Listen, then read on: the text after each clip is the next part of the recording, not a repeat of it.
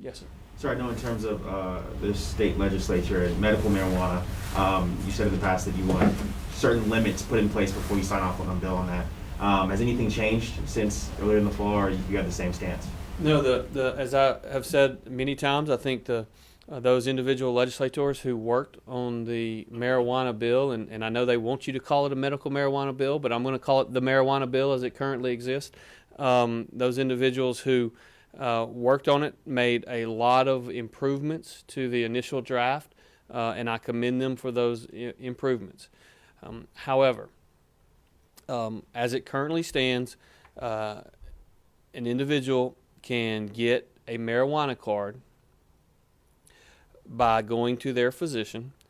And if you look at the state of Oklahoma, in the state of Oklahoma, 10% of all residents in Oklahoma have a marijuana card.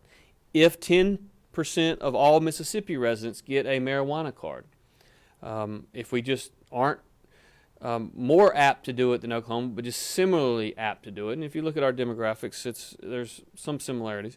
But if 10% of Mississippi residents get a marijuana card, that's 300,000 Mississippians will have a marijuana card. Under the law, as it in its most recent draft, you can get up to 3.5 grams of the product. Now, the proponents of this particular bill love to talk about grams, and they love to talk about all these other things that nobody fully understands. But if you look, and you don't even have to be that good, it's a pretty simple Google search. 3.5 grams would allow for all 300,000 Mississippians with a marijuana card to get up to 11 joints a day. 11 joints a day. It is my view that when you allow 300,000 Mississippians to get 11 joints a day, or approximately 3.3 million joints a day, or almost 1.2 billion joints over a year, that at some point that has become no longer medical marijuana, but recreational marijuana. If there are 1.2 billion joints floating around Mississippi in any one year, I believe that is no longer medicinal. It is no longer for the purpose of helping those who badly need it, and it becomes recreational. I think when you have that many joints available to Mississippians, you're going to see significant side effects, not only to those individuals, but side effects to society as a whole in Mississippi. I think you're going to see it's going to be even harder, for instance, to fill jobs in Mississippi. I think it's going to be even harder to get individuals that we already have a labor shortage in our state. We already have a scenario in which those able-bodied 18 to 65-year-olds, their workforce participation rate is lower in Mississippi than in any other state. I think that's likely to get worse, not better.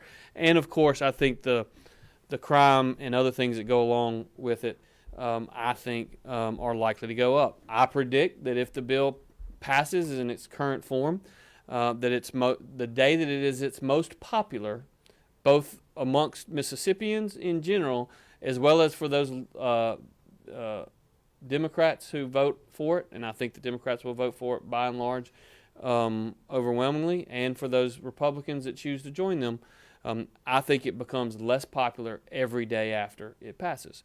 And so what I've encouraged them to do is to recognize that maybe 1.2 billion joints is too many, and significantly reduce the total amount of marijuana that can be received.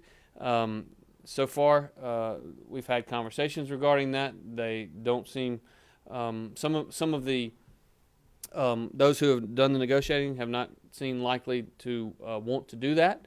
But we have a legislative process, and I'm hopeful that there are those that will recognize what 11 joints a day will do in our state, and will hopefully offer amendments and do other things to change that. So.